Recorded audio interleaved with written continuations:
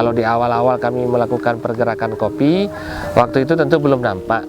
Tapi bagi kami pendiri, kita melihat dalam membangun usaha itu tidak ada yang instan. Jadi memang butuh proses, butuh kerja keras, butuh berdarah-darah.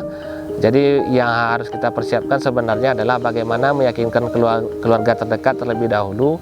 Setelah itu harus kita meyakinkan diri sendiri juga dan meyakinkan tim yang ikut di dalamnya. Karena 3 faktor tadi, kalau tidak kuat mental kita, pasti akan patah di tengah jalan.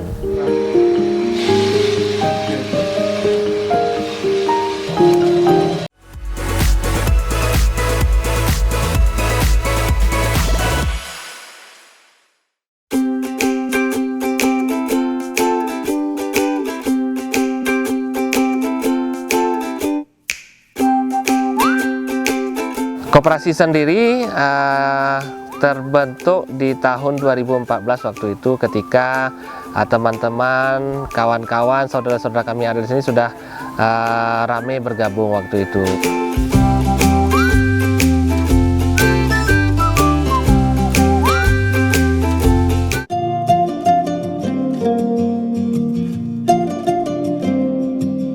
Menariknya ketika di awal saya, teman-teman yang lain, kami memiliki satu visi dan misi yang sama, sehingga membuat kami bekerja bisa menikmati, bisa bekerja mendapatkan rezeki juga di sana buat keluarga. Jadi ibaratnya ketika kami bekerja di Solo Rajo ini bukan hanya soal uang saja, tapi ada sisi sosialnya juga di sana. Jadi kalau kami menilai kita kerja dapat, pergerakan sosialnya juga dapat jadinya.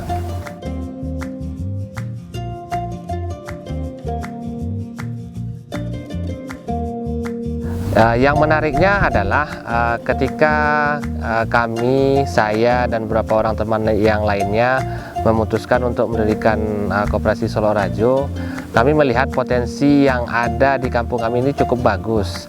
Tapi waktu itu sayangnya belum dikelola dengan begitu baik waktu itu. Jadi kita melihat kopi sebagai salah satu potensi untuk pengembangan lokal ekonomi di kampung kami.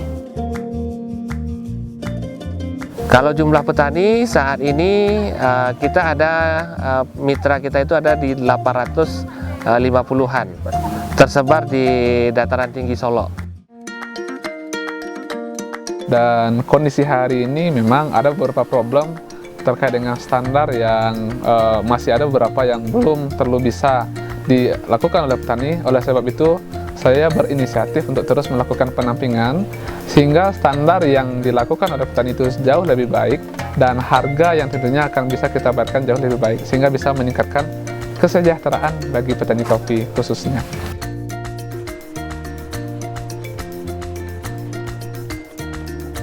Tepatnya waktu itu saya masih di bangku perkuliahan lah. Pendampingan dari koperasi sangat bagus sekali. Saya mengetahui di koperasi itu ada tim agronominya. Jadi dulu di sini masyarakat yang punya kopi itu untuk proses panennya itu asal saja. Tapi setelah adanya pendampingan dari adanya koperasi tadi itu, kami sebagai petani itu diajarkanlah bagaimana cara perawatan yang baik, bagaimana pola pemupukannya. Nanti pas panen itu kita diajarkan juga buah seperti apa sih yang bagus untuk dipanen gitu.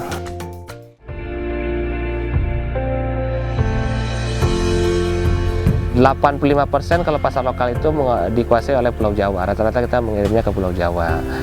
Kalau omset per tahunnya sekitar 1,5 miliar sampai dengan 2 miliar paling tinggi. Kalau di awal-awal kami melakukan pergerakan kopi, waktu itu tentu belum nampak. Tapi bagi kami pendiri, kita melihat dalam membangun usaha itu tidak ada yang instan. Jadi memang butuh proses, butuh kerja keras, butuh berdarah-darah. Jadi yang harus kita persiapkan sebenarnya adalah bagaimana meyakinkan keluarga terdekat terlebih dahulu. Setelah itu harus kita meyakinkan diri sendiri juga dan meyakinkan tim yang ikut di dalamnya. Karena 3 faktor tadi, kalau tidak kuat mental kita, pasti akan patah di tengah jalan.